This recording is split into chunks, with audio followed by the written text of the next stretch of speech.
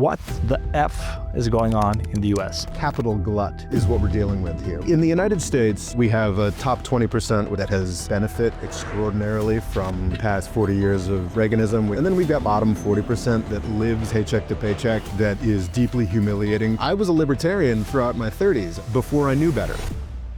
Rob Morris is a political analyst and the voice behind the More Freedom Foundation, where he breaks down US foreign policy and global politics with the sharpest insight and historical depth. If we're looking for a really big picture problem here, it's the invention of television. In 1980, the country was still run by people who could understand that a country needs a balance between capitalism, red in tooth and claw, and basics of social welfare provision. And the problem with television, it's eroded the mental capacity to understand that we need both. There will be a breaking point where the have-nots will just say, this is not fair. All politicians are lying to us. Why are we prioritizing this war in Ukraine over basic provision for people in the United States? Every war has provided a concrete illustration that wars are not useful anymore. And the US military-industrial complex has been dedicated to proving that that's not the case. The US are actually seeing a war with China coming within the next 10 years. Oh, how would that look like? It's hard to be excited about what's happening. Your 10-year optimistic projection is... So, my guest today, he is the voice behind the More Freedom Foundation. It's a brilliant YouTube channel and also a separate podcast. People should check it out after seeing this. And what they do there is that he breaks down geopolitics and the patterns driving the chaos we see today. And I've been following this guest for a while, and he doesn't just talk about what's happening. He explains why, which makes him an interesting guy to have on, because that type of clarity is rare today. So it's an honor to have you on, Rob Morris. Thank you for that really glowing introduction. I'm blushing a little bit. That's very kind. But I think in the best sense of the More Freedom Foundation is we try to do exactly what you said. We try to explain why these things are happening. And the pitch for my channel is not that I have any greater connections or I'm any smarter than anybody else, but simply that I have a little bit more time. I have a little bit more freedom from any kind of external funder other than my patrons and YouTube advertising. I really, if there's an issue, I will sit down and I'll read 2 or 3 books about it. And then I will come back and report what I found, because I have the time to do that. And that is sort of the essence of the More Freedom Foundation. And if I can help you with the somewhat massive questions you were proposing today, if I can, I'd be honored to do so. Yeah, we'll get to the question, because I had this, as you say, massive question. It's something I've been pondering for a while. And I sit here over in Norway, for those of you who don't know. But like Norway, we're a very small country, and what happens in Norway is mostly predicated on what's happening in the US. So Norwegians, we follow American politics like religiously. That it's super important to us. But so the question that I had today is what the F is going on in the US? It's a big question, but before we dig into that question, I want to know more about like your background. You mentioned it a bit here with the More Freedom Foundation. Like, why do you have so much time? Because you're clearly a super hyper intelligent dude who should be able to make a lot of money if you wanted to. Why do I have so much time? That's an interesting question, and sort of how to answer that with the appropriate amount of disclosure. So my background is I studied history and political science in university, and I think I may be the only person who got a history and political science major in the United States who actually does that for a living, which I'm rather proud of. The standard path is that you get one of those degrees and you go to law school. And that is what I did. I went to law school. I practiced corporate law in Turkey for a number of years. Wow. And then at not that many years. My legal career is actually rather short. I spent a lot of time in between undergrad and law school, working actually in like inner city nonprofits. Okay. I guess back when I was a little more socially conscious and a little more dedicated to on the ground issues. What brought so I had you this to legal Turkey career. though? It's such a strange place to go. I followed my baby sister there, actually. Okay. I was about halfway through law school, and I wasn't super excited about the prospect of being an attorney in New York or Washington, D.C. Sounds And I like visited my thing. sister, who was working there, and she introduced me to this woman who had passed the bar. We call that in the U.S. Yeah. You get your legal certification in the state of Michigan, but it had her entire legal career in Turkey. And I was like, well, that sounds kind of interesting. Yeah. A lot more interesting than being an attorney in New York or Washington, D.C.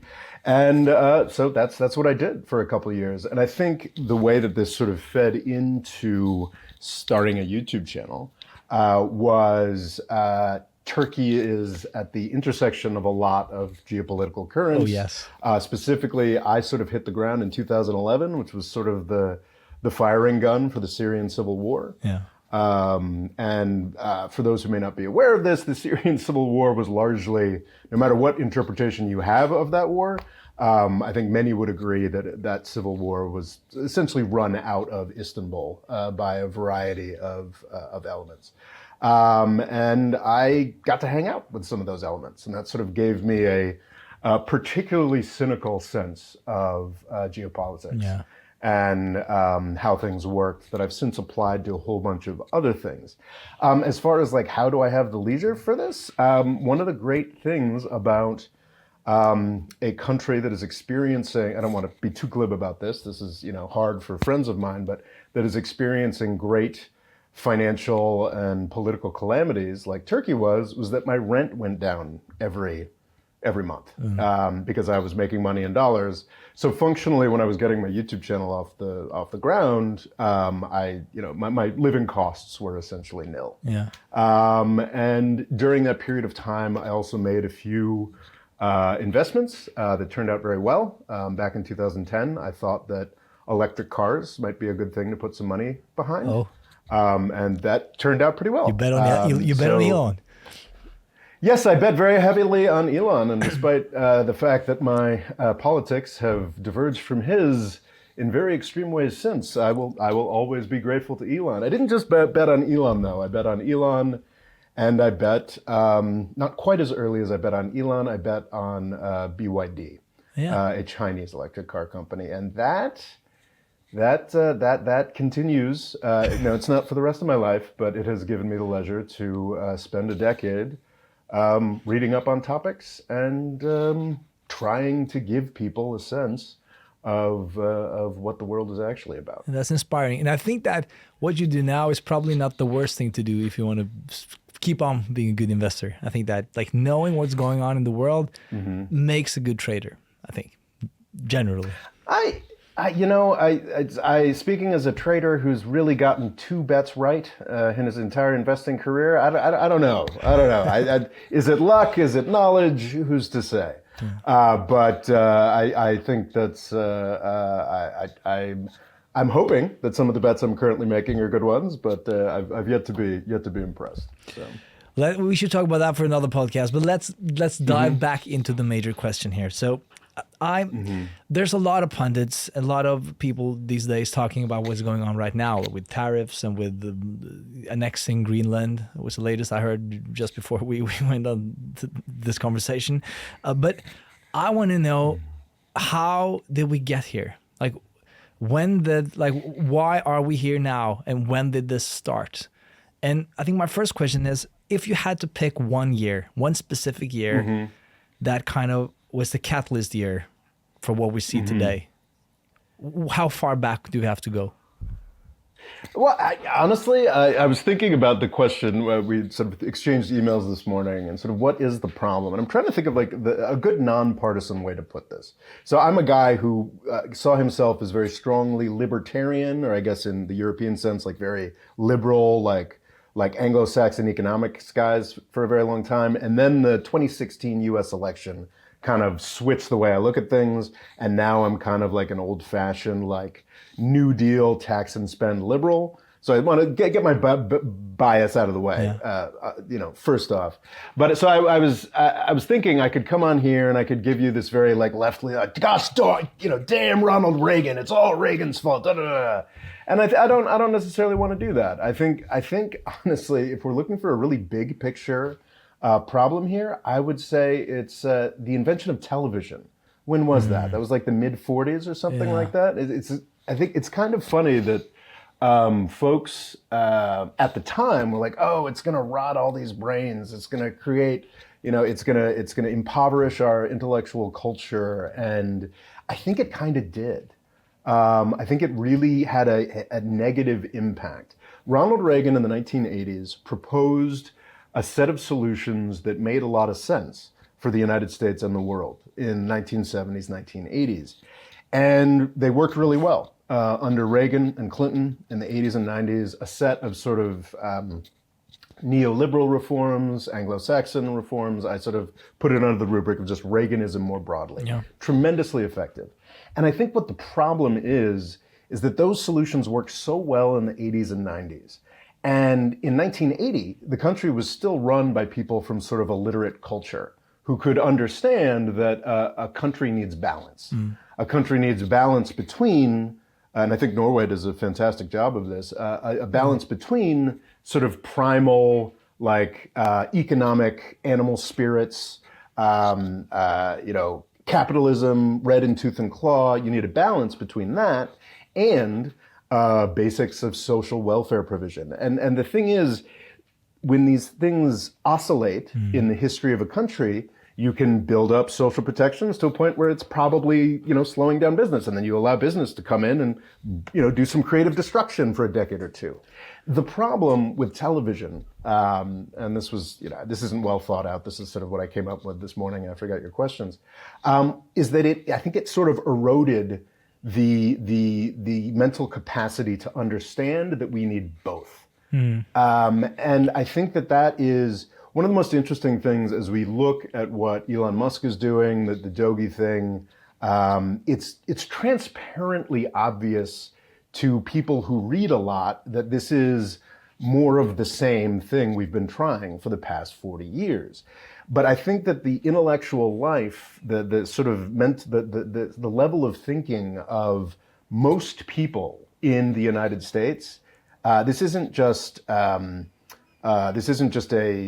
like a Republican thing, or it's like all of my contemporaries.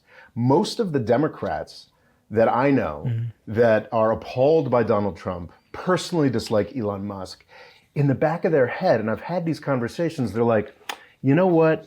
But I think it's probably a good thing to slash government some more. Yeah.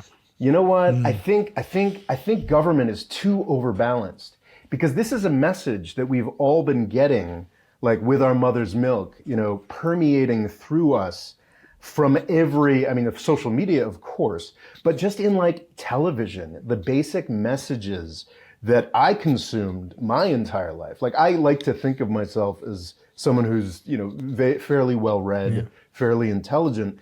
And up until like the 2016 election specifically, when I saw like that the US's best options were either like a full-blown socialist and a reality television star monster, I was like, oh, something has gone clearly very, very wrong here. So I started like interrogating that and realizing like some of these old-fashioned New Deal Democrat tax and spend ideas that I'd been conditioned since birth to like think, to hate and think we're bad and stupid, are actually like just sort of basic common sense and like half of what you need to have a functioning and successful country. So I think the fundamental problem right now is that even the people who are on the left, the Democratic Party, socially conscious, people have forgotten entirely that like government is supposed to do things. Like, we are in a set of circumstances in the United States where we have, I think, reached crisis point. I think overstates it, but we've reached a sort of dead ends on a lot of sort of lot of scales. We've reached just sort of dead ends. We have done enough market fundamentalism. There's this phenomenon. You're an investor where there's just too much money floating around, looking for too few opportunities, because our like mindset of like pro-business fundamentalism has brought us to a point where honestly rich people are just getting kind of dumber because they've had too easy a time for the past 40 years. Yeah, and the way that fortunes are passed along is mostly through inheritance, not through like being earned. Peter Thiel talks about this. You can say whatever you want about Peter Thiel, I know that, but he has something that I find fascinating, his view on how today people have money, but they have no idea what to do with it. So they give it to somebody who can manage money, but the people who manage the money, they also have no idea what to do with it. So they just put it into these huge funds, and they then diversify everything into nothing, and then everything cancels each other out. Then there are too few people who have ideas, and I think that's one of the reasons why I think people hail Elon Musk. And you can say what they want about Elon Musk, but that man has ideas. And absolutely, and I think that at the core, the reason why life is better today than it was 100 years ago is because of ideas, and we have to kind of cherish that, I think. And so there, this is you old libertarians speak, but there's something to it, I think, and yeah, you're onto it. No disputing that at all. And I think that's a very interesting contrast that Peter Thiel brings up. I am not much of a macroeconomist. I've read dozens of books on finance and money, and I feel like I understand it less having done so. Macroeconomy is fiction. Like, it is. I don't believe it's a real science, but that's also probably a different episode. Another episode. But what's interesting, what Thiel puts his finger on is capital glut. Is what we're dealing with here, which is essentially the rich people have so much money they don't know what to do with it. And that was we had the opposite problem back in the 1970s when these sort of Reaganite solutions started being advanced. Like there was not enough entrepreneurial spirit. There was not enough capital for things that the private sector really needed to do. So I believe entirely that Reaganite approaches, freeing up the market, libertarian approaches fundamentally that Reagan introduced and that Clinton pushed forward, and then Obama pushed forward, and then Bush pushed forward, and then Trump pushed forward, were initially very useful. And I think this lack of ideas is actually the idea that we're avoiding is that these funds could actually be used in economy enhancing ways that utilize government power. This point here is the point where we're at here with the capital glut is you've got, Saudi princes and the top 10% of the United States and everybody just sort of running around like, what could we possibly do with this money to make the economy grow faster? The answer is very simple. You can tax people and you can give the money to poorer people who will actually use the money, which will increase the velocity of money. These are very simple ideas that would actually move everything forward, get everything moving more quickly economically. Kind of what Trump and Musk are doing is like, they're just trying to break things. They're trying to break anything. They're trying to disrupt anything to try and get like another like 1% of like, 0.5% of GDP growth, where a little bit of tax and spending, which we haven't tried in 50 years, would probably give the United States, I don't know, like a full % more of GDP growth, or even more than that. You can make an argument. I haven't really broken it down I haven't done the research myself, but I've seen arguments I find credible that we kind of did a test run of this already. Fundamentally, we didn't pay for it because, Trump and Biden and Bush, don't like to pay for things. But like we fundamentally like tried this out. We tried through the CARES Act in the United States, massive redistribution, massive usage of government money, giving it to people, and it worked phenomenally well. It made like poorer people more successful for the first time in like, since Reagan. Can you explain a bit more about I've heard the term CARES Act, but can you explain it to me as I was even dumber than I am? I don't know the details of it. So it can get confusing because both Trump and Biden did multiple large packages to try to bring about recovery from the coronavirus crisis. So it was a COVID in thing. 2020. Yeah, it was a COVID thing. Yeah. This is a COVID thing is also very important for Europe. Wait, Norway's not in the EU. Is that right? Is No, Norway in the EU we're or not? not I yet. never remember. But we're basically in. We have to obey. We were in something called what's the English word for it? But we're in economic union with them. So we're basically Switzerland's the same. You're essentially forced to obey all the rules without exactly. having a vote. We don't get any of the benefits. So yeah. But anyways. So this was also the case in Europe that these large, the crisis of COVID forced a sort of general, like, libertarian-focused or neoliberal-focused set of governments to do things that they hadn't done in a very long time. The economy shut down in 2020, and the Trump administration, it seems mostly the Treasury Secretary, Steve Mnuchin, working with Nancy Pelosi and the Congress, basically threw the entire, everything and the kitchen sink is a sort of an expression we have at trying to keep the economy from falling off of a cliff. And this was, one of the most important was enhanced unemployment, which was basically because everything is complicated in the United States, we have, every state has its own unemployment insurance scheme. Okay. The United States federal government essentially added on to that, and I believe doubled it. So we basically had a universal basic income for unemployed people for a year and a half. And it was, I have a friend who may have abused the system a bit, but she basically took a 1-year sabbatical, being paid more than she had been being paid at her job before.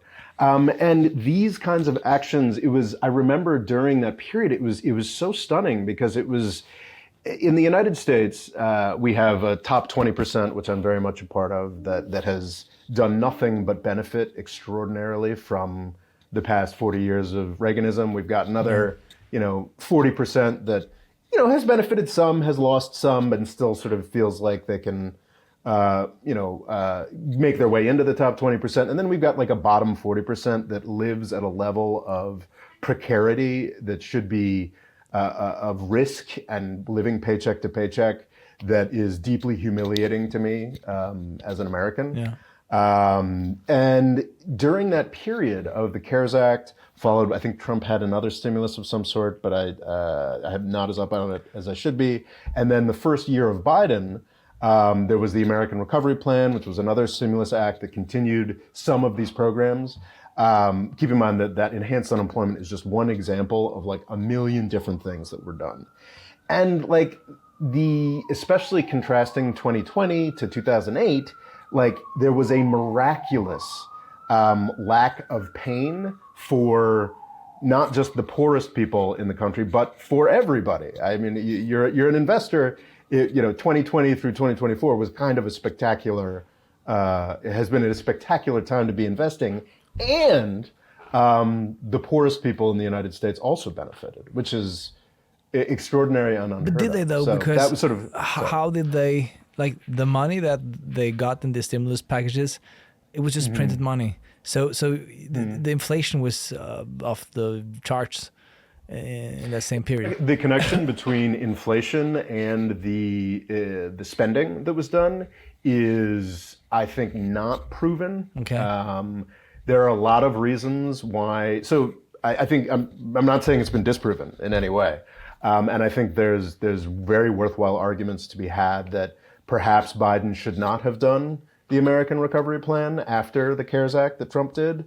Perhaps different things should have been prioritized. Very open to that, but I think that everybody concedes that, okay, maybe the spending so much money was a key part of the inflation. Then there was the COVID supply chain disruption. And then there was what I believe to be the Biden administration's choice to engage in this war with Ukraine. I think that obviously Putin's the bad guy who invaded Ukraine, 100% concede that.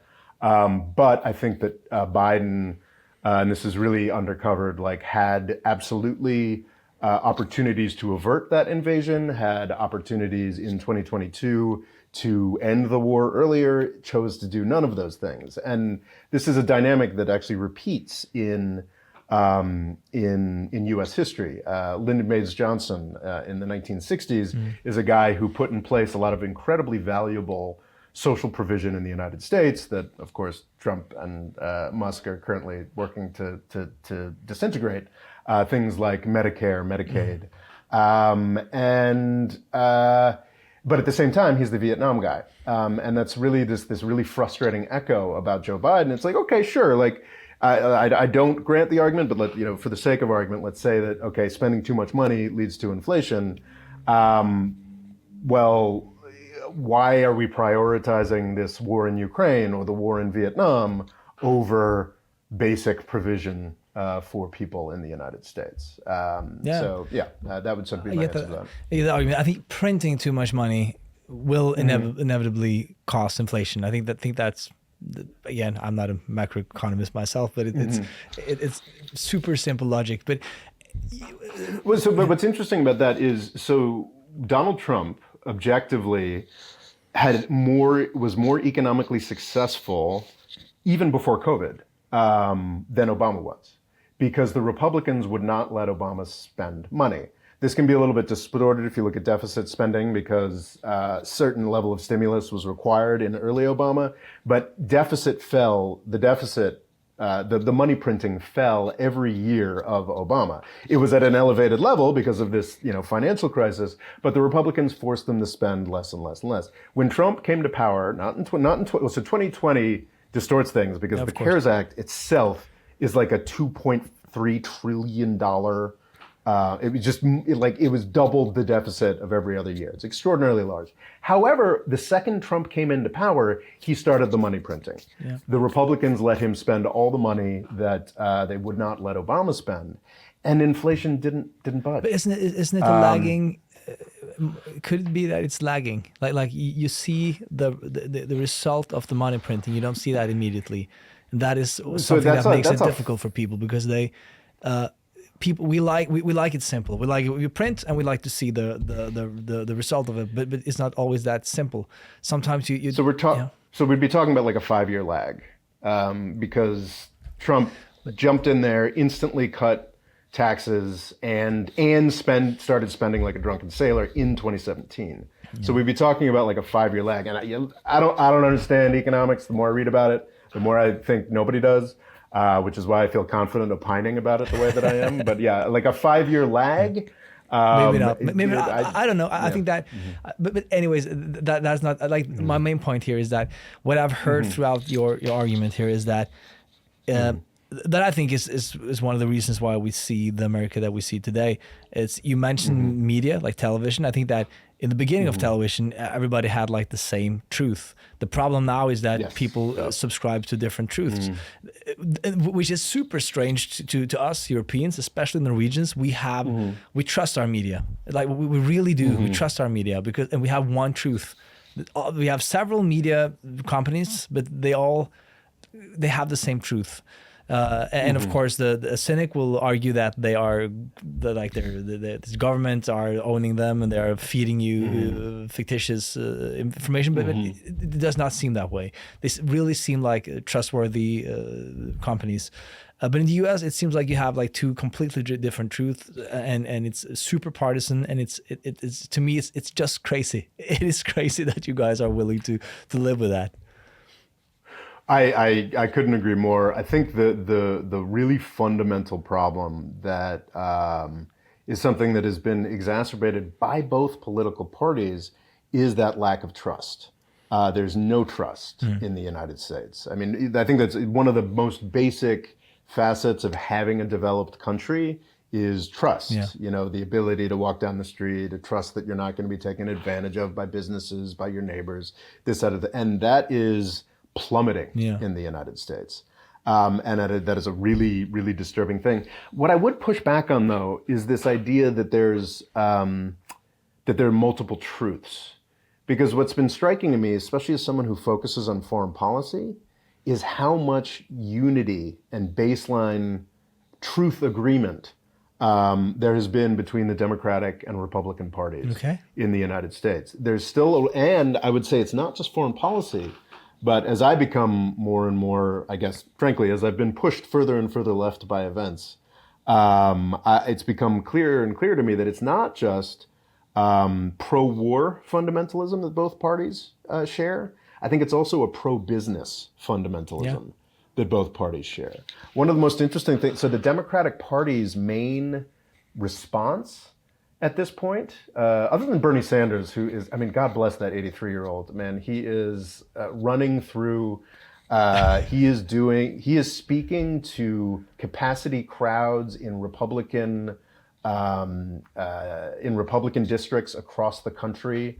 A really testament, I think Bernie Sanders' existence sort of testifies to just how much dissatisfaction there is with both parties. Yeah. But among like the establishment Democratic types, like not really young anymore, but sort of like not decrepit geriatric types, what they're pushing is this thing called the abundance agenda. This is like Ezra Klein at the New York Times, who's really well, sort of the voice of sort of millennial Democratic Party, thinking person. Sort of Ezra Klein, Matt Iglesias, they're pushing this thing called the abundance agenda. Elaborate which is on essentially, that. What is, what is that? The abundance agenda is essentially libertarianism for Democrats. Okay. That's all it is. I mean, it's essentially, it's saying some things that are very accurate, which is that there are certain aspects of the U.S. regulatory state that have really poorly served California and New York. That is 100% accurate. It's fascinating. I've gotten into this a little bit recently. There's this thing called NEPA, which is the National Environment Protection Act, which basically really screwed up in the 1970s. I think everybody on all sides, and this sounds like a libertarian critique, and it is a libertarian critique because it is a good libertarian critique. There is this thing called NEPA that requires environmental impact assessments. What could possibly be wrong with that when, a certain project is undertaken by government? Well, it also created a private right of action where basically anybody can jump in and say, wait a second, your environmental protection thing wasn't done well enough. And can basically stop anything from happening. Can stop any infrastructure from being built, can stop anything good from happening. And this is a example of regulatory overreach that is really, really bad. And I read a book by one of the Project 2025 people recently, and he has a 3-page description of what I've just laid out for you. Yeah. And I agree entirely with him. But what's kind of interesting about this deregulatory agenda, and even with Democratic exponents of it, is you sort of talk to them a little bit more, and they're like, yes, of course, like we should definitely get rid of NEPA. But then and actually, I'm not even, this is from the Heritage Foundation book, he's like, and I'm not even going to tell you about what I want to do to the Clean Water Act, the Clean Air Act, and they're not going to tell us about that because those are actually worthwhile regulations. Yeah. But you've got the deregulatory agenda. Basically what the abundance people for the Democratic Party are like deregulation Democrats. And the idea that we need more. They're basically saying the abundance agenda is saying, I'm going to give you a more polite, more legalistic Elon Musk. Yeah. So, yeah. That's what the abundance agenda is. It is the Democratic response to the MAGA, essentially. We're going to give you a different kind of libertarianism. And I think that speaks to just the intellectual poverty in the United States right now. It's like we're just getting from the Republican and Democratic, and this is why Bernie, an 83-year-old guy from Vermont, I mean, like, Vermonters, especially like Vermonters from Brooklyn who speak with a Brooklyn accent, are not like naturally popular in most of the country. That's not something. And like the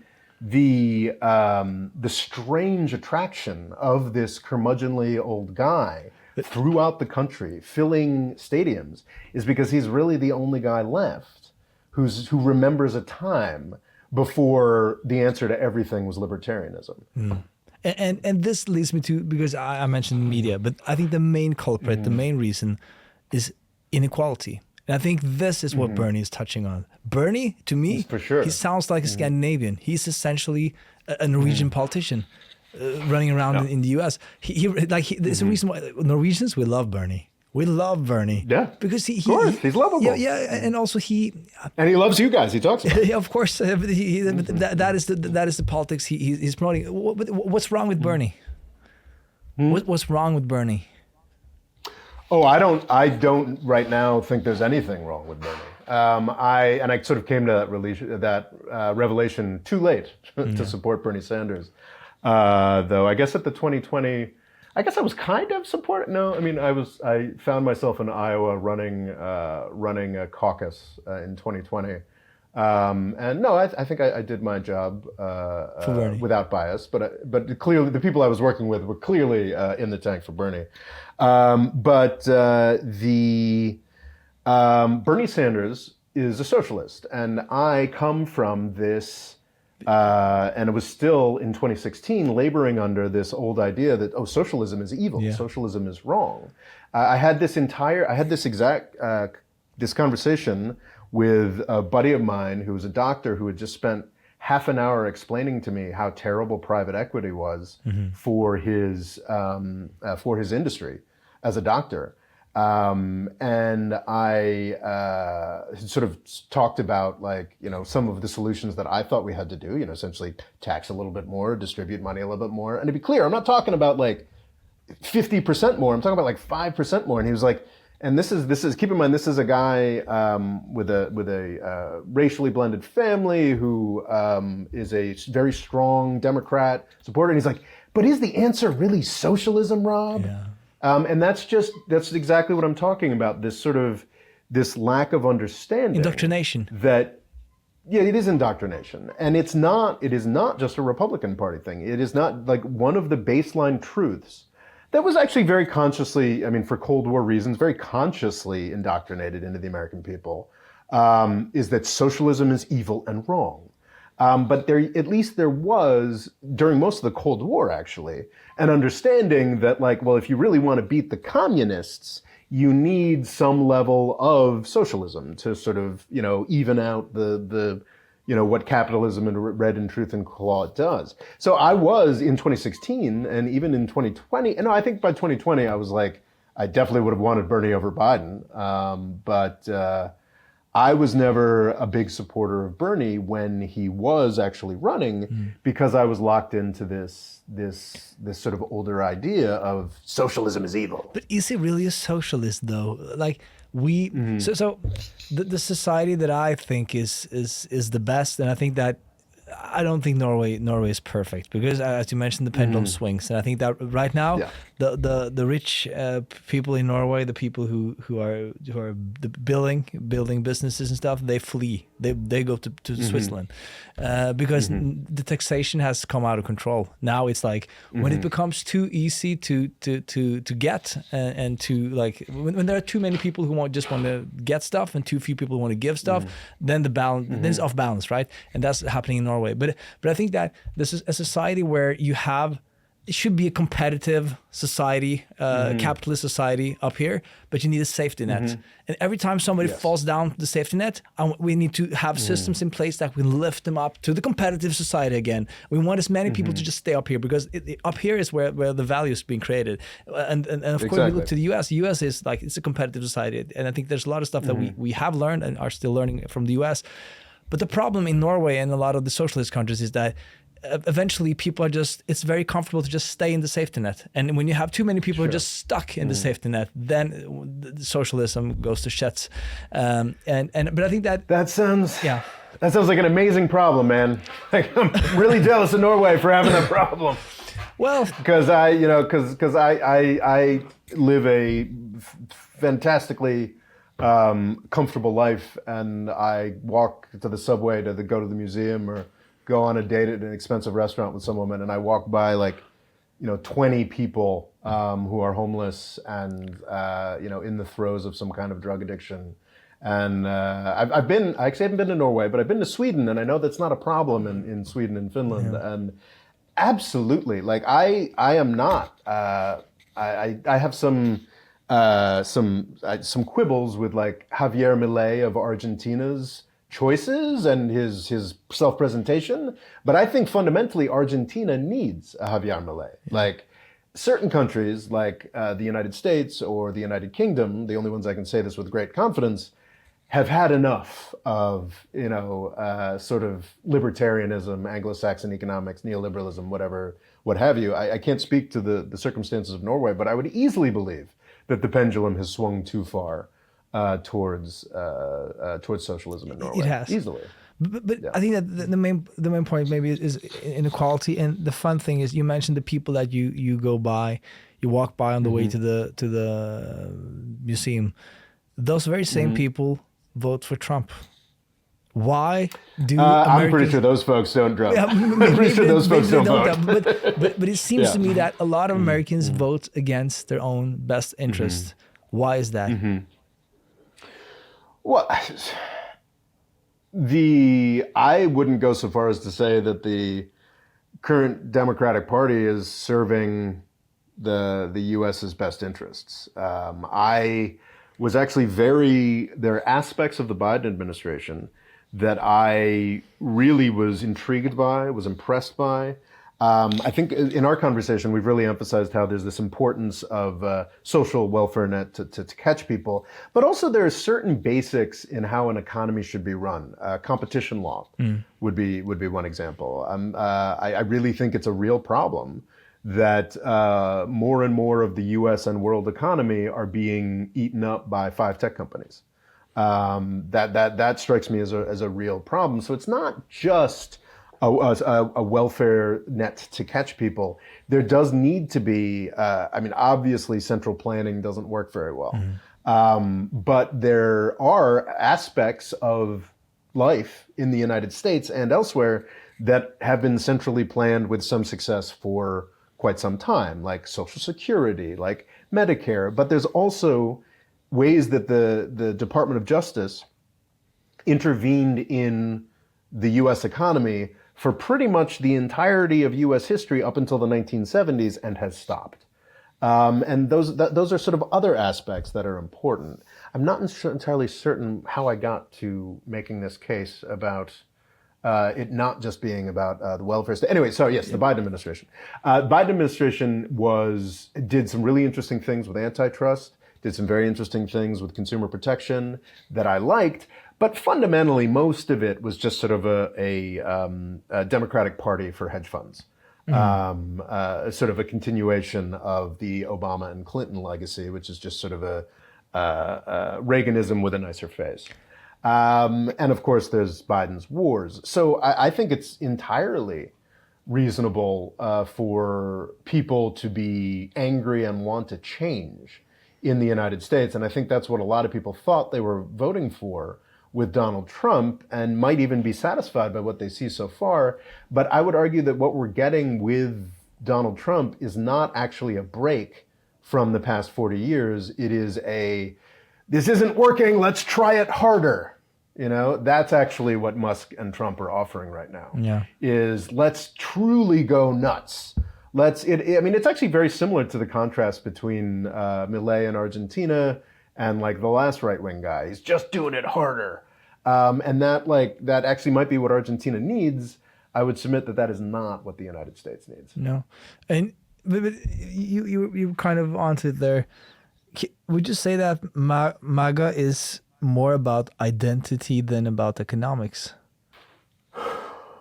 That's a really fraught question and a really central question that I think unlike I think a lot of what I cover, I think really smart people have covered that exact question at so much length. Is it race? Is it economics? Is it that is one of the central questions. But it doesn't seem to me to be economics, because again, then they would have voted against their own best interest, and maybe they're just dumb. You've kind of said that in our conversation previously, that unfortunately a lot of people are maybe unenlightened or plain dumb. Well, see, I'm talking about the elites in the United States who are dumb. I fundamentally I think that Elon Musk is a brilliant. A brilliant engineer and salesman. I am not mostly a salesman. There's so much. Mostly a salesman, though. It's got to be a bit of both. Yeah. I am on no level an Elon Musk hater. I think he's probably one of the more significant people of this century. 100%. He really is sort of 100%. really is like a Henry Ford type person, except maybe Henry Ford plus, if he manages to outlive the decade. But like I also think that when his political understanding is infantile. I think he's an idiot. I think he has no idea how anything in the U.S. government actually works. I think he, a brilliant person with limited time will lean on a variety of intellectual crutches, and his intellectual crutches are like the epitome of this idiot Reaganism that I've been talking about. It's just a lot of like sort of libertarian tics, you know, and it's amazing watching him recycle like stories that have been debunked. Like most of his big outrages that he's been finding are things that the U.S. government like reported out and put in public documents like 5 years ago. Yeah. Like there's nothing actually new here. He's just sort of doing this sort of libertarian fantasy state, and it is like we're getting like I was a libertarian throughout my 30s, and like this is exactly the sort of thing I would have dreamed of before I knew better. But now I know better, so it's hard to be excited about what's happening. But if you look into the future, if you were to give me an optimistic take of where the U.S. are in 10 years, how would that look like? I mean, the optimism comes through incredible crisis, really. The people, I was listening to a podcast, were like, there's no parallel for Elon Musk. He's completely unprecedented. And I'm like, and certainly elements of Elon Musk are absolutely unprecedented. You have to get, a little bit of Henry Ford, a little bit of, this, that, and the other, a little bit of Rasputin now. But you have to, but there actually is a figure that of business, incredible business success becoming incredibly corrupting government power. It's this guy named Andrew Mellon from the 1920s. Okay. This was either, I don't know if it was actually him or if he was the son of one of the main bankers for all of the robber barons, the famous oligarchs of the late 19th century in the United States. He was like the banker for them. This incredibly wealthy guy, incredible control over the U.S. economy. And then he moved into the Treasury Department under one U.S. president and stayed for 3 presidents. And that decade was the 1920s. Mm-hmm. And everything happens faster and more quickly now. Yeah. So I think your 10-year optimistic projection is that Elon Musk, with his Andrew Mellon-like corruption and for my own benefit control of the U.S. government, aided by heaping dollops of ketamine, blows up much more quickly into a 2008 plus, and we actually finally realize that perhaps Reaganism ad absurdum is not the appropriate way forward. And I see green shoots of that, even in the vice president's office. I do not personally like J.D. Vance, but I'm beginning to see in younger Republicans and Democrats an indication that, oh, wait a second, pro-business fundamentalism may not be the only way to organize a country. If we're going to make everybody rich through disruption, there needs to be something left there to disrupt. Yeah. And I think we're sort of running into that, running up against that at this point. I guess you showed your hand there in what you have betted on for the next years. You believe that there's a crisis looming? So actually, I'm a big hold forever guy. Okay. Not on cryptocurrencies. I have enough of a stake that I believe that we're gonna melt up, and then we're gonna plummet.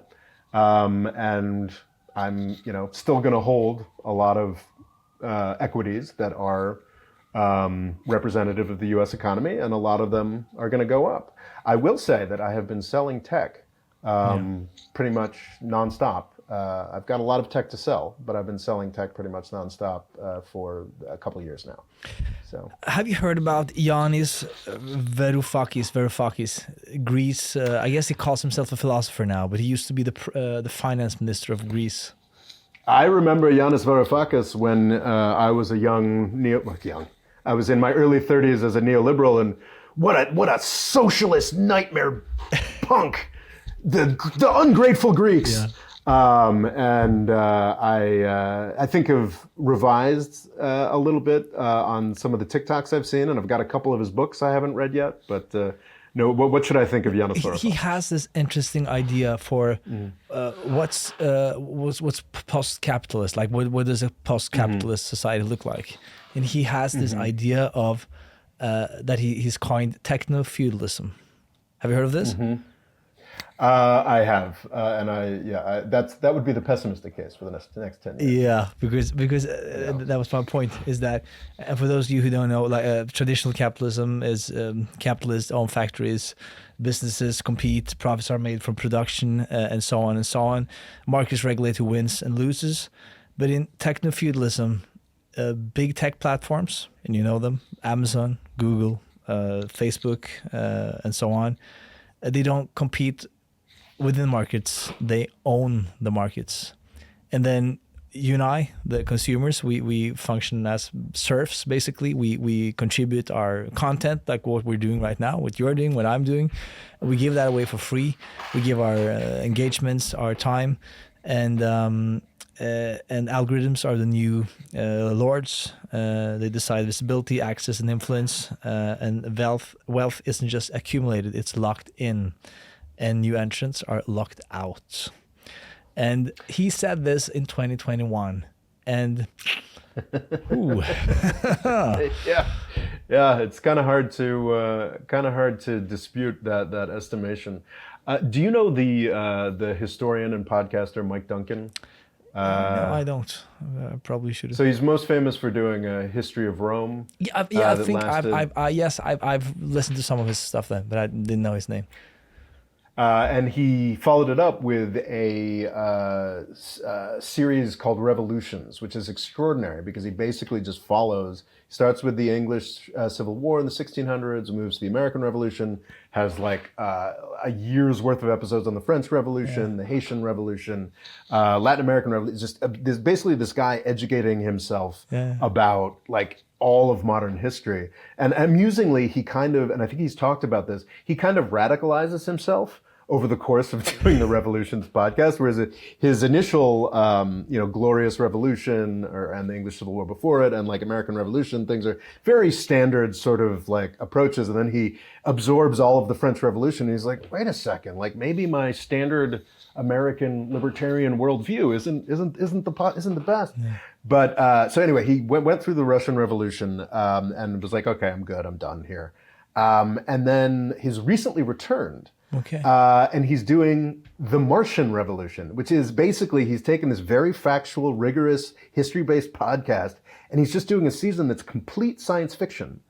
That's cool. And what's interesting about a Martian Revolution in the 2200s, but what's really actually kind of soul-crushing about this vision of the 2200s, it's like from after that where something better has happened, but what Mike Duncan, one of the most historically knowledgeable people I know, is envisioning for the next 200 years is exactly the sort of technofeudalism that you were talking about. And that's like horrifying because Mike Duncan's a very smart guy. I'd say he's more left than I am at this point. But that's kind of horrifying. But do you think though that will happen? Because again, what I see in the world, and I think is what I see in the US, and it's happening in Europe, it's happening worldwide, is that inequality, like the difference between the haves and the have-nots is just increasing rapidly. And you would think that you talked about COVID earlier, where you said that also the have-nots got it better, but they didn't though, or maybe they did, but the haves got it even better. So again, the gap just increased even more, even quicker. And I think that if we look at history, at some point, people will take to their weapons. Like at some point, you will get a revolution. It's inevitable. And do you think that we will like that we will just accept that there's 5, 6, 7, 10 feudalists that owns everything? Do you think that we will just accept that, or? Well, so there's first off, so what happened with the COVID spending was Biden extended it for about a year, and then I think thanks in part to Joe Manchin and Kristen Sinema, two sort of Senate Democrats in name only, all of those benefits were ripped away. So the experience of a lot of the poor people in the United States was, wow, we got things a lot better under Trump, then it got a lot better under COVID. In the first year of Biden, it was really good. And then all the benefits were ripped away.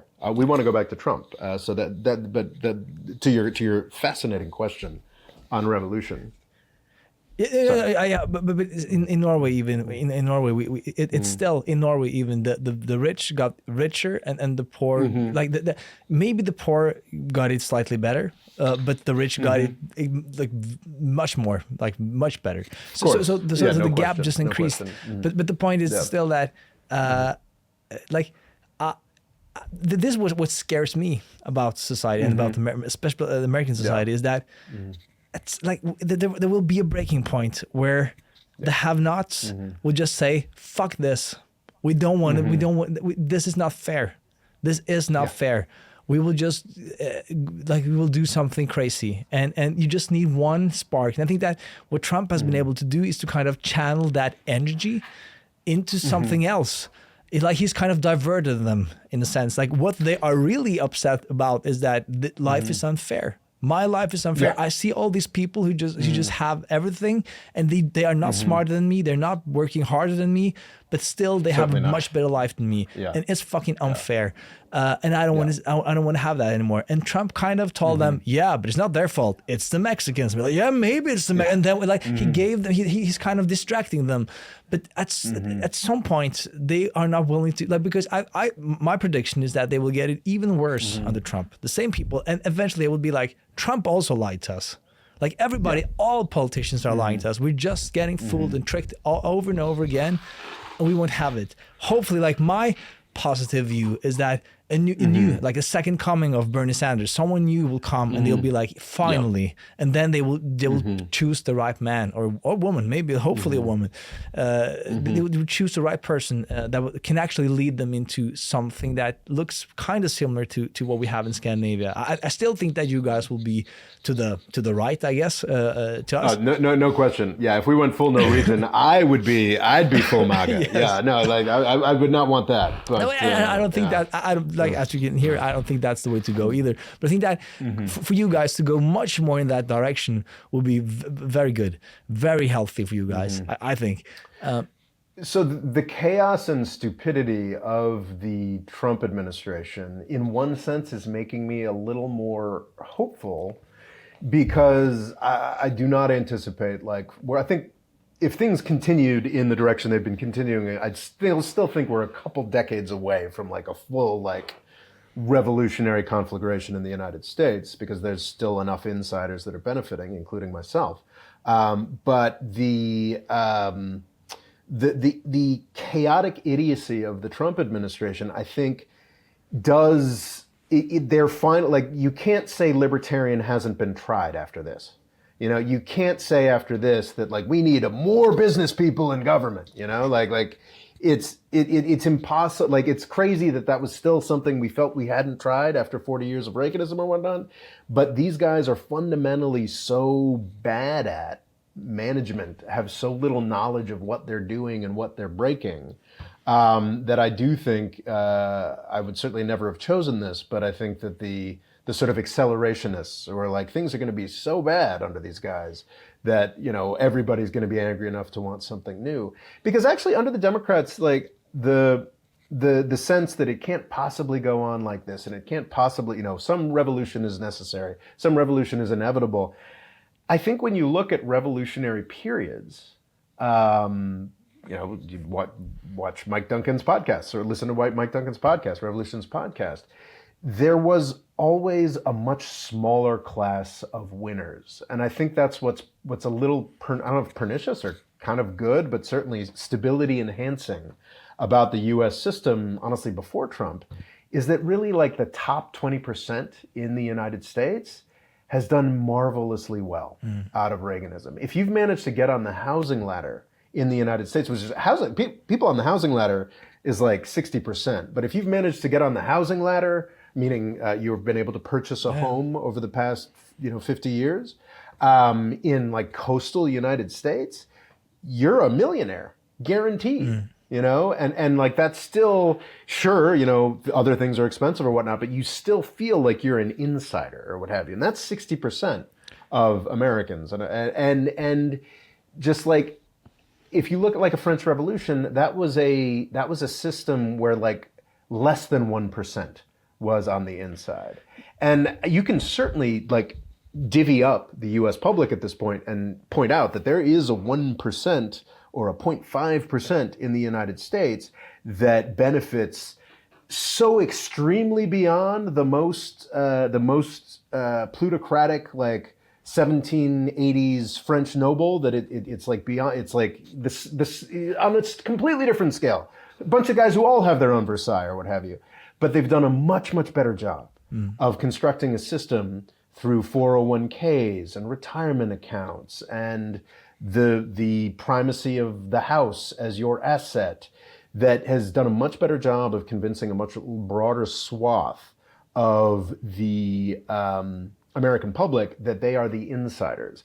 And if you have a system where 25% of the people think that they're doing pretty well with what's going on, it can really perpetuate itself forever. And I think the optimistic case of, and you know what, I want to perpetuate this forever, which means I want a little more redistribution. Yeah. I want a Bernie to win. I want what we got after the Great Depression. So Andrew Mellon in the 1920s, the Great Depression, FDR comes in and puts in a whole bunch of stuff that libertarians hate and have been trying to dismantle for 40 years.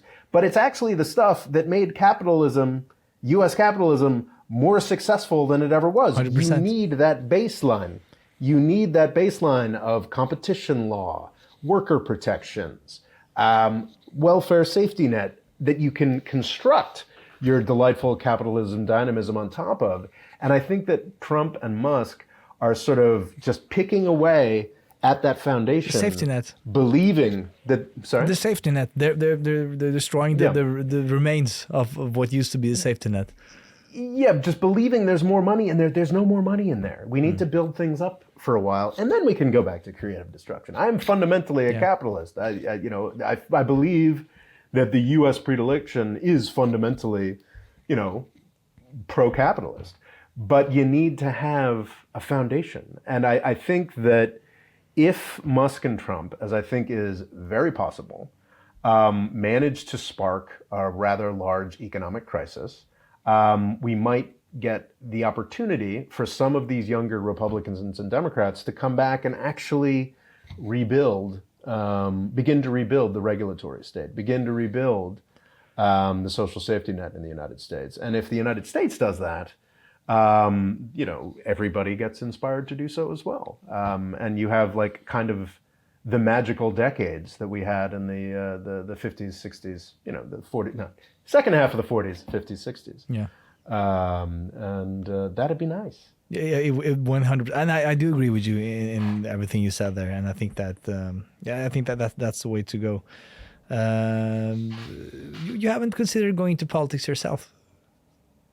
Not really, not particularly seriously, and certainly not now. I have become a lot more focused on local New York politics. Finally, after I moved to New York City 8 years ago, and for all of those 8 years, I've been like, oh man, I should really pay a little more attention to New York City politics and New York State politics, because fundamentally, I believe that, and especially in the United States, this may be less the case in Norway, but a lot, like the states, in our U.S. federal system, like the local and state powers really matter a lot.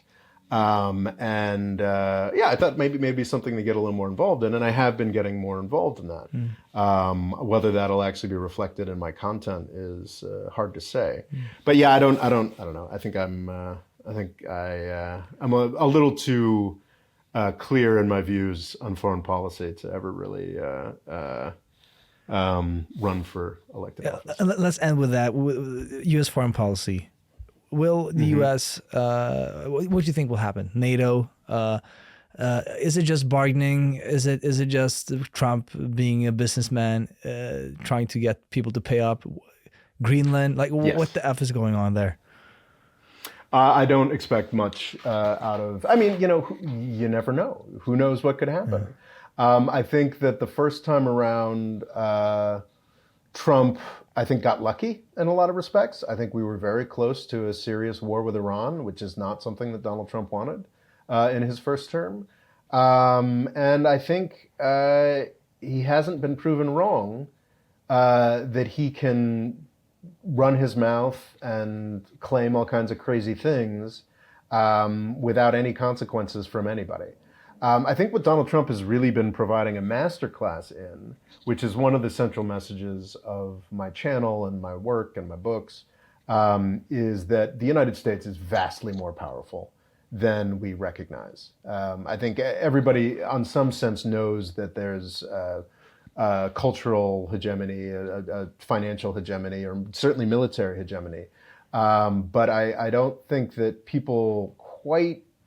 I think there's a lot of investment in sort of fictions about the sovereignty of other countries. I think that really the United States is the only sovereign country in the world. I think that China probably has more, a greater collection of those sticks in the bundle of rights that make sovereignty than any other country other than the United States. But it's just not. It's not a free world. I mean, it is. It can be a free world to the extent that the United States decides to grant those privileges. And you have them for 50, 60 years. I know you've been a starch critic of Peter Zeihan, Yes. or whatever his name is. He's a super famous geopolitics guy. Sure. He's prolific on YouTube. But he says that he I don't know what his this better than me, but his thesis, I guess, is that the U.S. will now stop protecting the seas, and the reason why we have the globalism has been so successful as it has been is because the U.S. have been patrolling the oceans, and we can have free trade. But now Trump will stop giving away free protection, and eventually free trade will die. As is often the case with Peter Zeihan points, I agree with him more than I agree with most, but think that he really fails to stick the landing. I think the idea that the United States actual physical patrolling of sea lanes is what has allowed free trade to happen is a sort of U.S. Navy perpetuated piece of nonsense. Okay. What has allowed the free trade system to happen is absolutely a sort of level of coercion from the United States. But we can send a missile from anywhere. We don't actually need these destroyers and aircraft carriers. And something else I would really quibble with Zeihan on is the idea that we have withdrawn in any sense. We have not. He talks about our withdrawal from the Middle East, and it's like, have you seen like Qatar, Bahrain, Kuwait? These are all countries that host thousands of U.S. soldiers in bases that can, on a week's notice, go up to bases for hundreds of thousands of U.S. soldiers. This is not, the world is garrisoned by the United States. I think what Peter Zeihan does not understand is that that's not changing. And I think Donald Trump himself is providing a real illustration of that, specifically with his Ukraine policy. I, like everybody else, was really appalled to see Donald Trump and J.D. Vance invite Zelensky into the White House to berate him. I am not an uncritical supporter of Ukraine, but I think any human being can see that Zelensky is worth 1,000 of either J.D. Vance or Donald Trump, as a human being and as a leader. And I thought that was really, really disgusting. But I think that people were like, oh, no, this means that Trump's with Putin now. And no, it doesn't mean that. It means that Vance and Trump are putting on a little show. before they do carry out a hopefully a slightly cheaper version of Joe Biden's Ukraine policy. Like, the United States is not ever going to give up the South Korea that we've created in the heart of the old Soviet Union. Maybe Trump and Vance are going to, replace Zelensky with Yulia Tymoshenko or something. But like, it's not. We're not going to give up on Ukraine. Germany is not going to significantly rearm.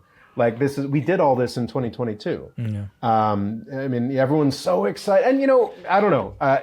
Europe desperately needs to get rid of its. I think Germany specifically desperately needs to free up its financing, spend a little bit more money, and defense would be the absolute worst possible way to do it.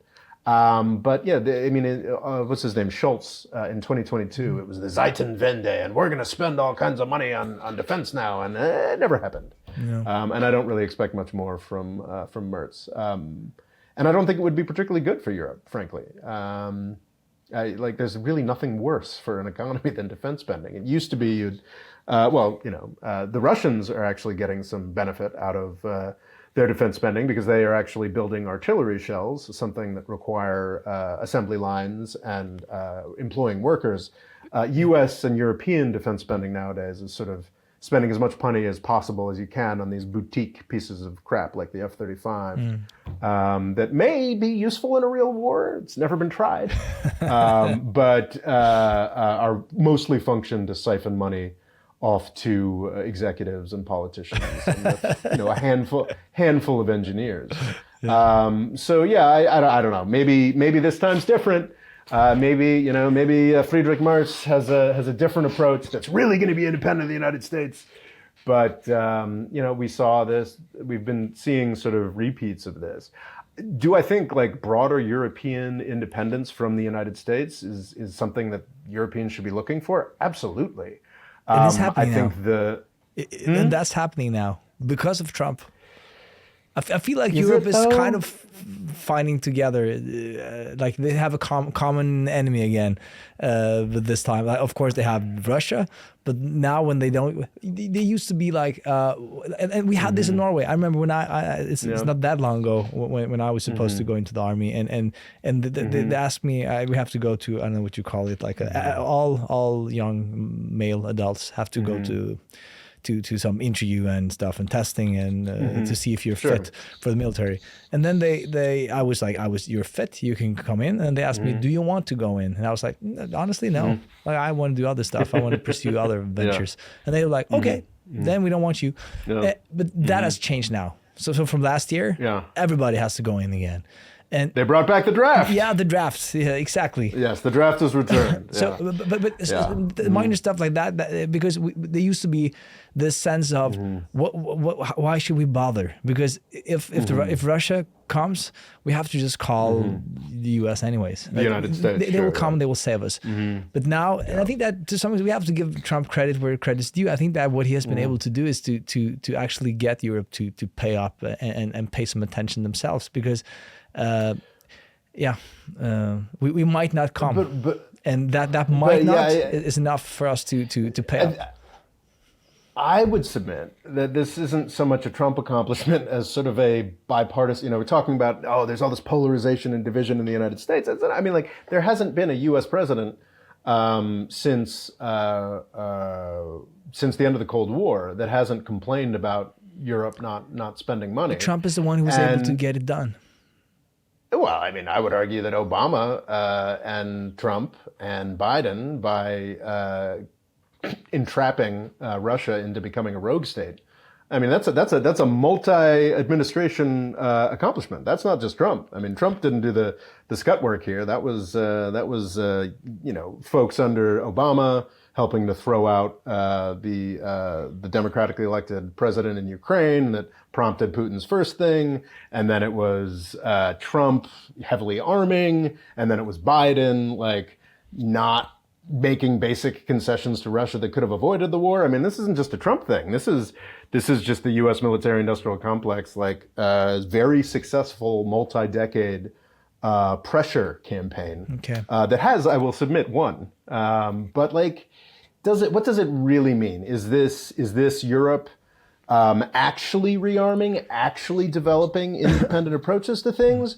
Or is it just sort of buying a few more F-35s and, making the draft a little more strong so as to convince the United States to stick around? And I would be very, very, I guess the question is, will the United States and still be in NATO, and will NATO be the thing? Of course. At the end of the Trump administration? And I would say almost certainly. Yeah, of course they will. Yeah. I heard this. Yeah. I'll let you go soon, but I heard this other theory I want to drop on you before I let you go. It was that the U.S. is now really focusing on China. That they are actually seeing a war with China coming within the next 5 to 10 years, and so they told Israel a while back that we cannot support you anymore. We have to focus on rebuilding and preparing for the war against China, which kind of made Israel do what they did October 7th. They just waited for that spark, and then they went all out to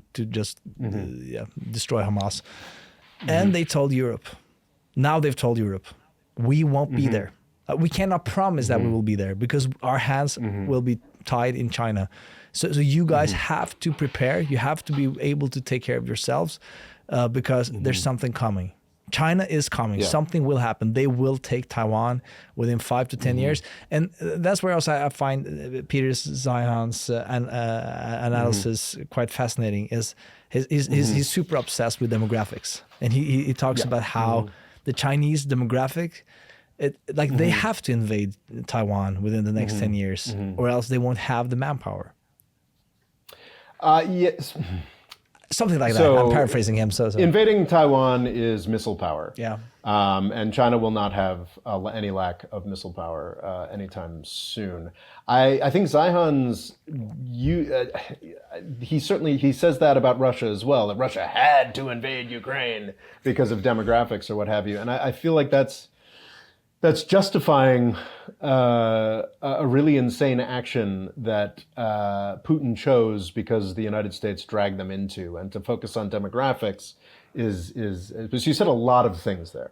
Absolutely, I wouldn't say that's like a theory. I think that's what the Pentagon has been trying to officially say and do for quite some time.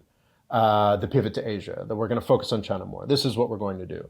I think that putting all of these actions in the context of broader geopolitical shifts, I think fits a little bit too neatly. I think that Israel, and I have a video from, I guess now 3 or 4 years ago now, saying that I think Israel had largely made a choice for genocide a while ago.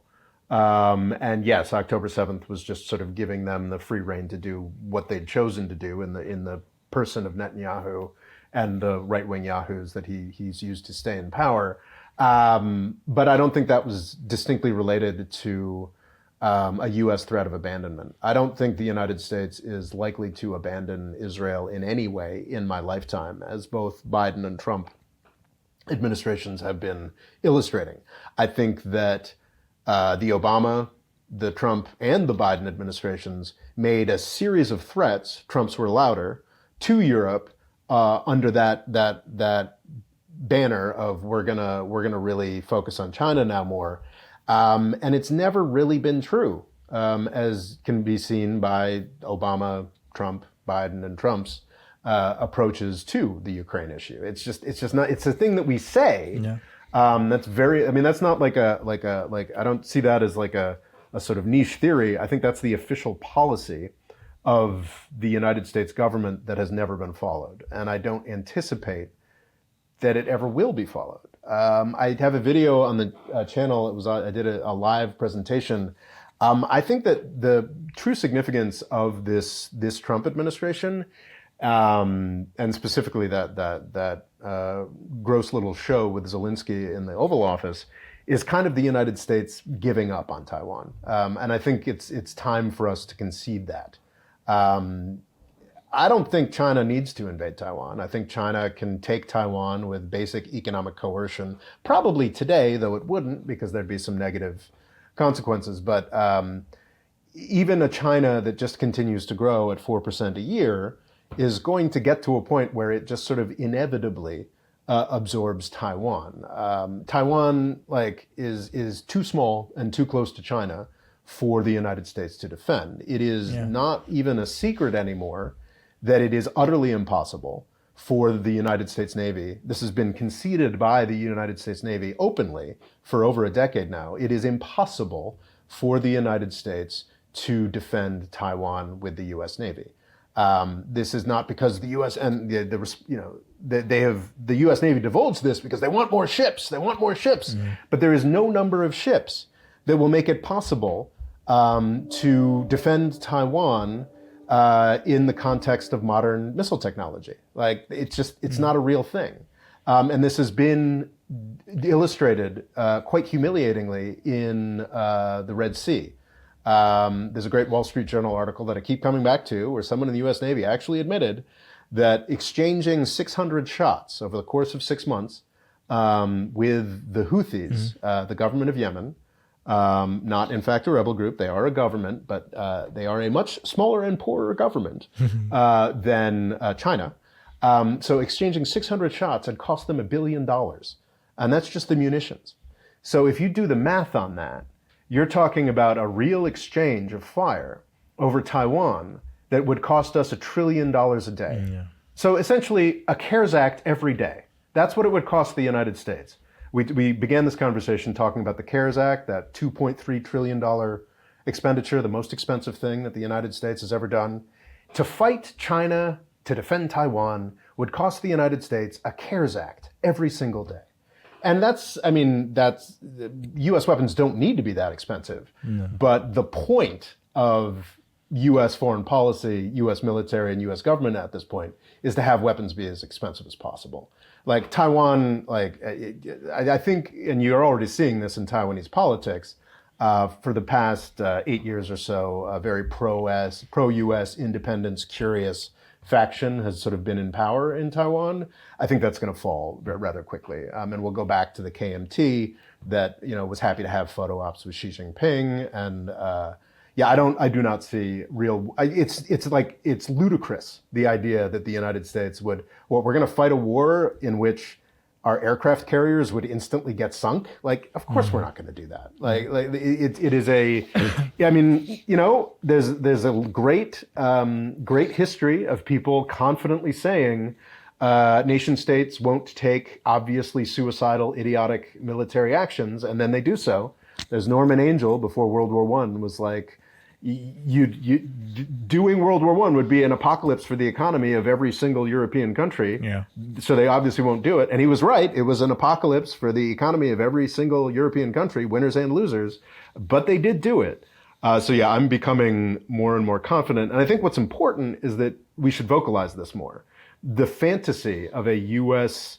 War to defend Taiwan is a fantasy. It's nonsense. But why do they keep that alive, though? I feel like, especially the Biden administration, they kept that fantasy alive. Mm-hmm.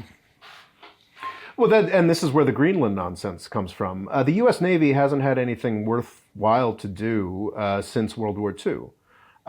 Certainly, they performed valuable support functions during Vietnam, found ways to work their way into the Vietnamese War, and certainly had valuable support functions and found ways to work themselves into the war on terror. But Navy SEALs are not a justification for spending a third of $1 trillion on the Navy every year.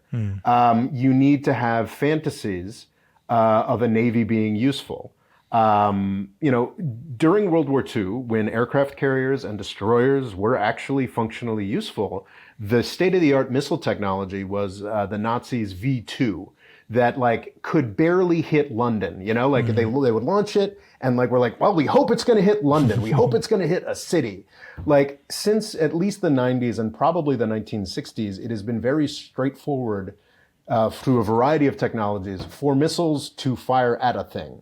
And there are progressively more and more expensive systems that you can put on a surface ship that will, hopefully be able to keep it from getting hit by one or two things. A ship or an aircraft carrier U.S. trying to function off the coast of China to defend Taiwan will be dealing with thousands of those a minute. Yeah. It's just not, it's none of that makes sense. So sorry, I think I've fallen off case. So the reason we keep talking about Taiwan is to preserve the fiction for funding capacities. The reason we ever started talking about Greenland was climate change has opened up more of a travel. It's easier to do commercial traffic through the Arctic. Is it the Arctic or the Antarctic? Arctic Circle right now because of climate change. And there's all kinds of gas resources that are absolutely inaccessible, not because they're not technologically inaccessible. They're very technologically inaccessible. They are economically inaccessible. There is no point to ever accessing these gas reserves. However, because the U.S. Navy has tremendous control over the ideological monoculture in the United States, it became something that they would talk about. Oh gosh, Russia and China are going to beat us in the race for the Arctic Circle. Greenland is tremendously strategically important.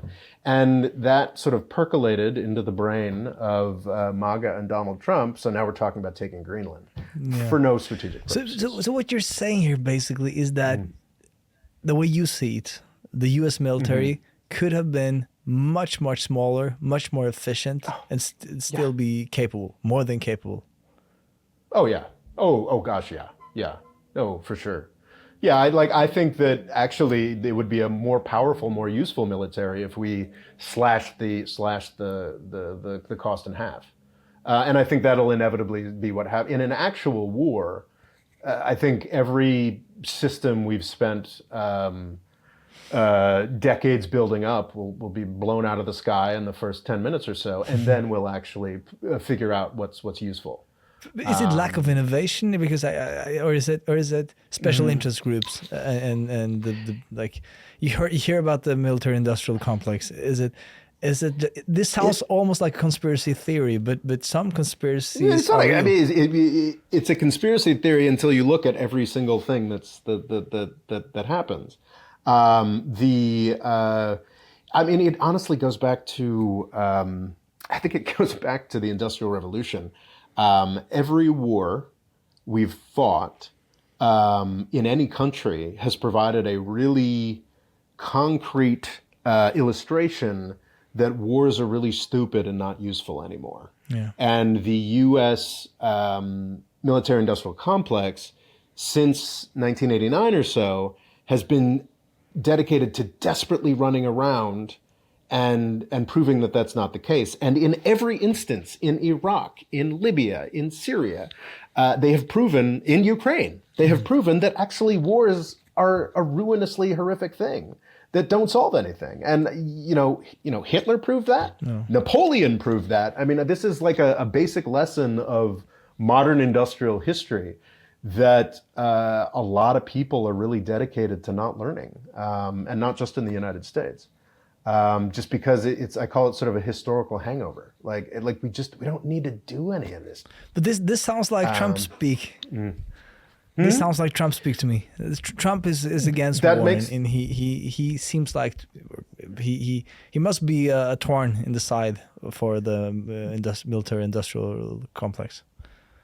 Well, that's what they thought. That's where all this Russia nonsense during the first Trump term came from. I mean, I think that fundamentally the reason there's a war in Ukraine is because a bunch of Democrats didn't want to admit that Hillary Clinton beat Donald Trump. And the answer became, Putin did it. It was Putin's misinformation that put Trump in power. Da, da, da, da. I think that Donald Trump recognizes that the U.S. public is sick of war and thinks that it's nonsense. I think Donald Trump, as the functional president, proved himself to be utterly incapable of acting on those very correct things that he says and very even correct instincts that he has. 3 times during his presidency, he announced the withdrawal of U.S. troops from Syria. Every time I ran a video saying, thank you, I don't like you, Mr. Trump, but thank you, this is a great idea.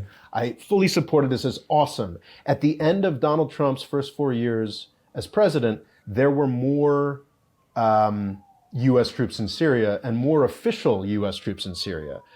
Before Donald Trump, most of the U.S. troops in Syria were special forces guys who went in a deniable way and were taken out. By the end of the Trump administration, there were at least 2, and I think more, like very settled official U.S. military bases in Syria. So Trump demolished the Republican field with a clip I keep using in at some point in 2015 in a debate with the Republicans where he's just like, the Iraq war was a mistake. Yeah. We spent trillions of dollars, and for what? I can almost do it by memory at this point. And for what? Yeah. It was there was some great formulation he uses, like a crime against humanity was horrible, yeah. And we didn't even get victory. This money should have been used at home. And he couldn't be more correct. Yeah. We talk a lot about the U.S. national debt, which I believe stands somewhere now, $35 trillion. $6 trillion of that crap is exclusively, not just the Pentagon, it's exclusively Iraq and Afghanistan. 2 pointless wars that we lost. So of course Trump says stuff like that because it's transparently obvious. And it is one of the central facets of the U.S.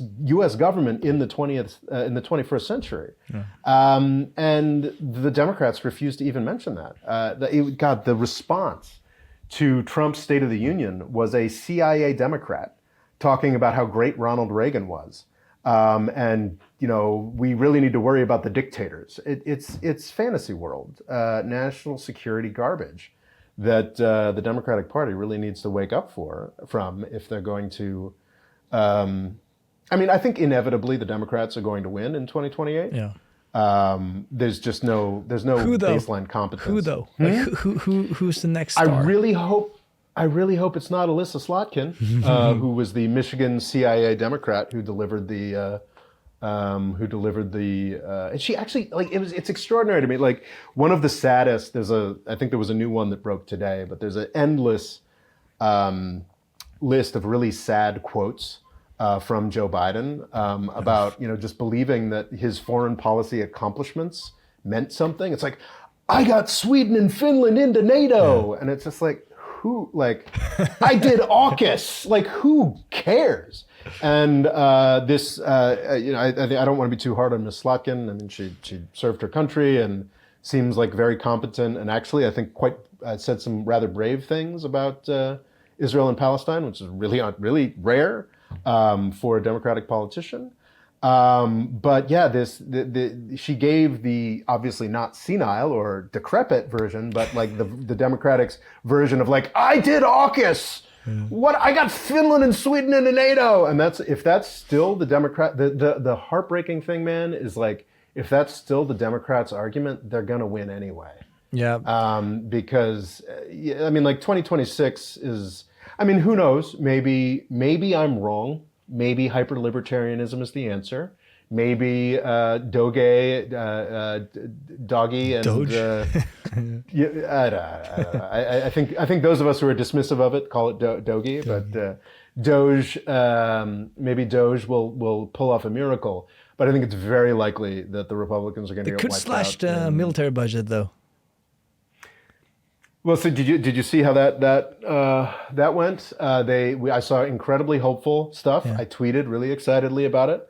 You ever see that that meme about the Got Fooled Again award? No, or whatever? I haven't seen. What has happened there? So they said Pete Hegseth, the new Secretary of Defense, has issued a diktat of some sort saying every department in the Pentagon should slash their budgets 8%.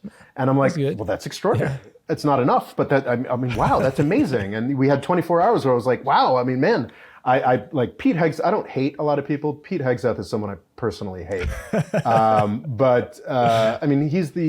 He's a drunkard and he abuses women. That's all very sad, but he's actually the guy who convinced Donald Trump.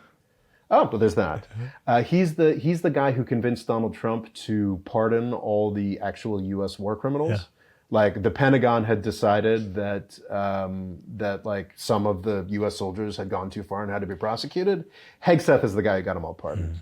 Anyway, so Hegseth comes out, says we're cutting things by 8%, and I'm like, well, damn, like I hate Pete Hegseth, but that's a good thing to say. I like that. And then two or 3 days later, they want everything cut 8% so they can free up money for the American Iron Dome, which is basically Star Wars, which is basically missile defense that we've been trying to make work since the 80s, that works in Israel exclusively if the missiles that are firing in at you have been transported through a tunnel and put together as a kit. Like the missiles that Iron Dome stops are like incredibly substandard, what's the word I'm looking for? Like kit missiles. Like it's like joke missiles are stopped by Iron Dome. Okay. And what we saw this. I mean, Iran was able to hit from Iran was able to hit Israel with missiles that weren't stopped by Iron Dome. Hezbollah is able to hit a lot of places in Israel. And They're stopping some Iron though, Dome. right? Sure. Iran is sent. I don't remember the exact amount of rockets, but I think most of them got stopped. Yeah. 200, which is like not a real, like that's not a real salvo of missiles. Okay. So what I'm saying is like, so that like every U.S. ship, if it tries to approach Taiwan in like a course of war, will be dealing with 1,000 missiles itself. So Iron Dome kind of fools people because they're like, oh yeah, of course, this shield is working. Which if you actually like Iran sent 200 missiles and 50 of them got through, that's not a working shield, and it was only 200 missiles. And Hezbollah was also able to get some missiles through. Like that's not actually a functional thing. So I think the history here is, from my perspective, is that missile defense is like the massive boondoggle. This is what Ronald Reagan spent a ton of money on to blow up the U.S. budget during the 1980s. Okay. And like for MAGA to come and say, we're cutting the defense budget 8%, I'm like, oh my God, that's amazing. To spend it on missile defense is, it's exactly the same thing with the Syria. One step forward, two steps back. Exactly. Yeah. Like, because the reason that they love missile defense is because you can spend infinite amounts of money on it. You know, a better Iron Dome for Israel, I would submit, would be like not doing a genocide. A better Iron Dome for the United States would be like, don't antagonize people. Or just do like what we normally do and just have the sense to keep it in your hemisphere. You know? Yeah. I think we would only need a U.S. Iron Dome if we decided to start invading Mexico and picking more direct fights with the cartels. So why not? So we could spend trillions and trillions of dollars on a U.S. Iron Dome, or we could not invade Mexico. Yeah, I'd prefer to not invade Mexico. And unfortunately, the choice of every administration, Republican and Democratic, Obama and Libya and Syria, Bush and Iraq and Afghanistan, Trump with Venezuela, he really wanted to do that, and in Syria, is invade and antagonize. So eventually we'll need a missile shield. So it just makes me sad.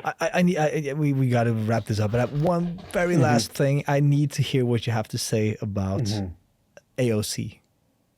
Briefly.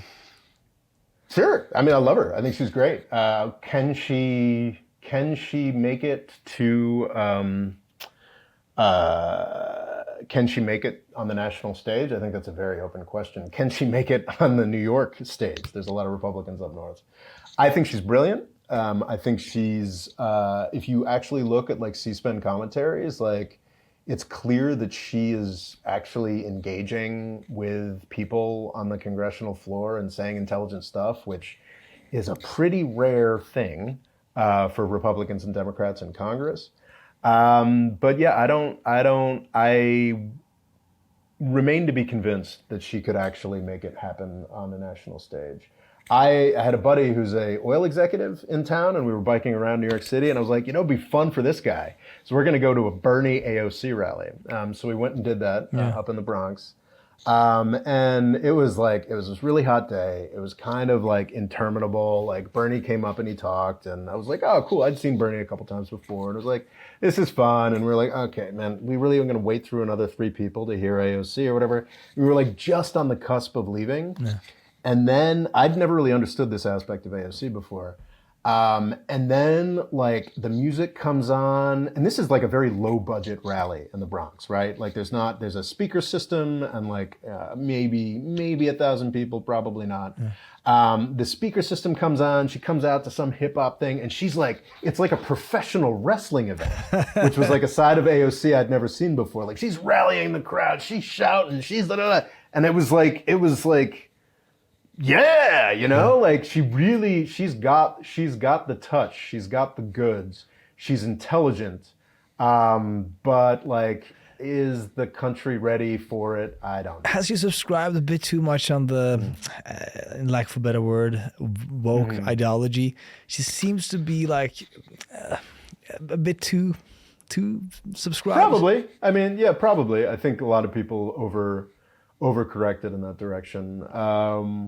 But I don't like, I think that everybody was more woke, you know, too woke for my tastes. The way that I see woke is much like Donald Trump. Donald Trump and woke are kind of the same thing to me. They are an attempt to delay the reckoning. I think that the 2016 election made it really clear that we need some basic redistribution in this country. We need some basic like return to like, you know, like actual like old school like leftism, like we need to lift up poor people, we need to restructure the economy in like some decent ways. And the woke and Trump are just different dodges. Yeah. They're just different ways to like, oh no, look here, we're gonna put this Band-Aid on the social justice thing. And you know, the CEO of United Healthcare is gonna be an African American, you know, like it's just like, it's basically like, it's hogwash. It's just a way to delay, it's just two flip sides of the same coin, a way for the privileged to delay a reckoning. And I think the MAGA ideology has some aspects that are very attractive and capture certain parts of the population behind wasting time. And I think that the sort of corporate woke ideology has some very legitimate and things about it that capture a lot of the population in the service of wasting time. And I think that absolutely, if you were to point to a charismatic, yes, attractive, Puerto Rican American, New York City congressperson whose background was working for McKinsey and big idea was like the abundance agenda, like Democrats for libertarianism, I would be all on board for crucifying her for saying some stupid woke crap in 2020. But that's not AOC. No. Like AOC is a politician who actually wants to rebuild state capacity in the United States, actually cares about not just black workers, but not really black workers, just cares about corporate profits. No, like she actually cares about workers of all races. She actually wants a social welfare state. She actually wants a regulatory state. She seems like not an idiot, which is hard to find in the House of Representatives. It's a really bad job. And she she's not your standard woke politician who mostly just works for consulting firms and big corporations. She's legitimately, like, there's a reason why Bernie Sanders loves to campaign with her. I saw some scuttlebutt that she was actually going to go try and do what Bernie's doing. Bernie is making a tour of Republican districts and doing big events. Warning against Trump and dictatorship and so on. Oligarchy, which is what we have. Oligarchy, which is what we have. I would love it for AOC to get out there and be able to pull that off successfully. Can she? I don't know. I think there's some difficulty there. But yeah, like I think woke is pretty dead, frankly. Like I think it's kind of proven itself to be a loser electorally. Gavin Newsom is, I think, saying things about, oh wait, maybe I don't want trans women to be in sports and stuff like that. I think it's all rolling back. I think if anything could bring woke screaming back, it is of course the Donald Trump presidency, and there will be a reaction to that. But I think people are smart enough. It won't be woke. That they're realizing this isn't the ticket anymore. I really wish the Democratic Party would also wake up and realize that like CIA Democrats and like, oh, Russia, China, Russia, China, Russia, China isn't the ticket either, but I've yet to see that. No. Rob, this has been an honor, and we could go on forever. You're obviously extremely knowledgeable. Where can people find you if people want to know more, they want to hear more? I am on YouTube primarily as the Mo Freedom Foundation. It would have been More Freedom Foundation, but there's a character limit. So it is the Mo Freedom Foundation on YouTube, confusingly. I'm on TikTok as the... What's that? Urban version. Early version. Yes, early version. I'm on TikTok, Blue Sky, and Instagram as More Freedom Foundation. And the podcast is the More Freedom Foundation podcast. The podcast comes out every Monday, pretty much without fail for 2 or 3 years now, which is nice. I give all credit to Rory, who does all the work. Yeah. Is he Irish? But where is he from? He is. I think he would define himself as Irish, but he is Northern Irish, and he is, so I think currently a citizen of the UK, but we'll see how long that lasts. Yeah. Rory and I have a podcast, comes out every Monday. I'm trying to get better at doing something on YouTube that's longer form every week, but I do shorts pretty much every day on YouTube. And then TikTok, and I mostly repost that stuff on TikTok, YouTube, Twitter, what have you. I wrote a book called Avoiding the British Empire that I think does a pretty good job of sort of introducing a lot of the concepts I've talked about today. It's sort of like a stealth modern history of the last 250 years. And I'm currently working on a book called American Empire, the First 100 Years, that I've been promising now for half a decade. Okay. And hopefully we'll get out this year. We'll see. Yeah, let me know. I can't wait. I'm a huge fan, at least, and that people should definitely go check out the podcast. I listen to that every Monday, and it's been a blast. Oh, I'm happy to hear that. Thanks, man. That's very kind. Thank you for having me on. I hope to speak to you again in the future. So until then, ciao. Thanks a lot.